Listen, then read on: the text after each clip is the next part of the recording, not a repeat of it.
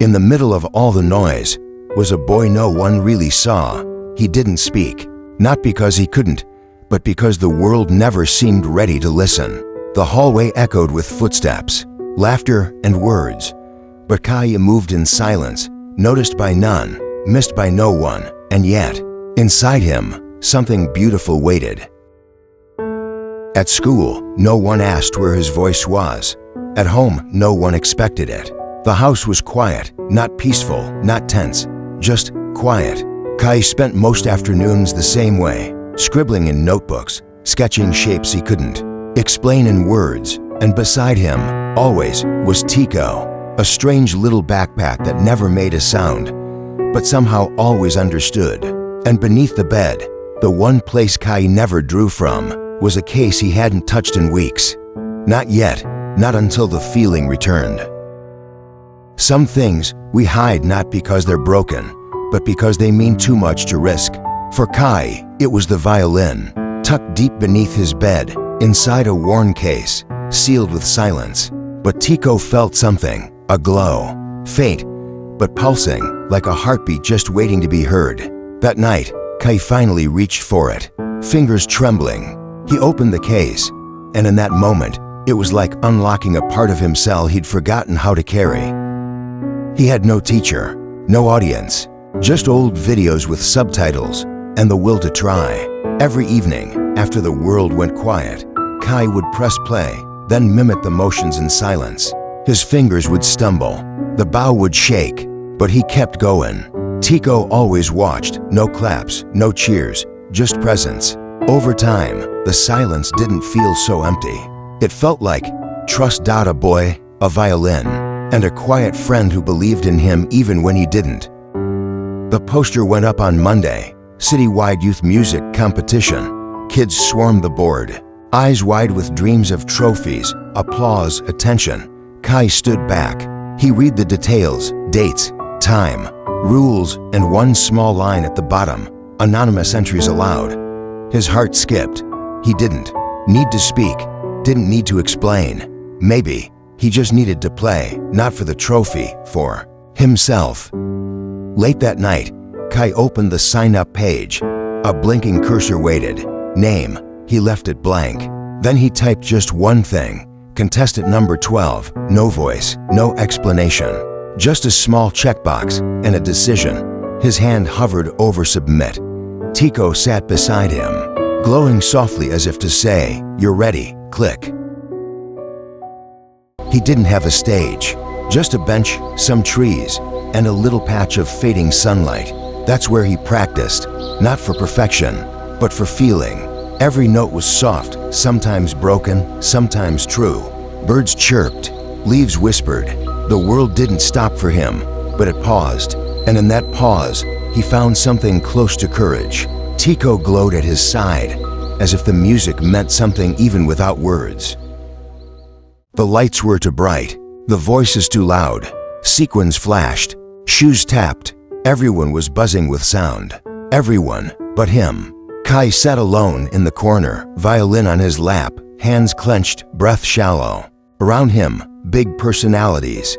One sang vocal warm-ups, another juggled props. He didn't fit here. But Tiko pressed close, glowing steady, not flashy, just there, like a quiet promise, you belong, even in the noise. The screen blinked, contestant number 12, next. His breath caught. The hallway beyond the curtain felt longer than it should. From the wings, he watched the performer before him finish, loud, confident, dazzling. The crowd roared. Khai's fingers tightened around the violin. His chest ached with doubt, but then he felt a gentle warmth at his side. Tiko, glowing soft orange, not pushing, not pulling, just standing with him, as if to say, "You're not alone," and that was enough. No name was called, no voice introduced him, just footsteps, one small figure walking into the spotlight, violin in hand, fear in his eyes, silence in his heart. The audience shifted, confused, curious. Who was he? Why no announcement? Khai took his place center stage. The light above him glowed pale and lonely, and for a moment the world went still. No claps, no whispers, just the sound of his breath and the waiting. He raised the bow, a tremble in his hands, one deep breath, then a note thin shaky, barely a whisper, but real. The sound floated across the silence like a secret finally spoken. And then something began to change. The cold lights above flickered warmer. The gray walls softened, hues returning like a memory. With every note he played, color came back to the world. Not all at once, but like sunlight after storm clouds. And the audience? They forgot to breathe. In the second row, a woman sat frozen. Her hands clutched her bag. Her lips parted, but she said nothing, because she recognized him, her son. And the sound she was hearing, this soft, soaring melody, was something she had never known he carried. She remembered the silence, the skipped recitals, the unopened doors, but never this beauty.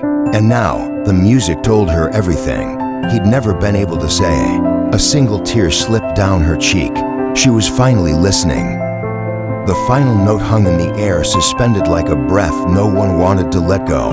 Khai stood still, his bow lowered, his eyes opened, and for a heartbeat the entire world was quiet with him. No applause, not yet, just stillness, a moment where hearts remembered how to feel.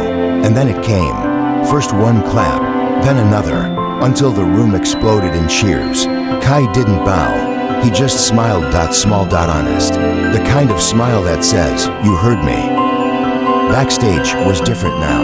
The noise was still there, laughter, chatter, excitement, but it didn't drown him. This time, it welcomed him. One girl smiled shyly. A boy tapped his shoulder. That was amazing. Khai didn't speak. He just nodded. A small high five met his hand. For the first time, he didn't feel strange, or invisible, or wrong. Tiko glowed quietly beside him, proud without a word, and Khai just breathed it in, the feeling of being seen, and the comfort of still being himself. The streets were quiet now, just the sound of footsteps and the hum of old streetlights. Khai walked slowly, the violin case held close. Tiko bobbed gently at his side, his glow steady in the dark. There was no trophy in his hand, no spotlight, but that wasn't why he played. He played to be heard, not with words, but with something deeper. And tonight, someone had finally listened. He smiled small, real, the kind that stays with you. And under the streetlight, the silence felt full for the very first time.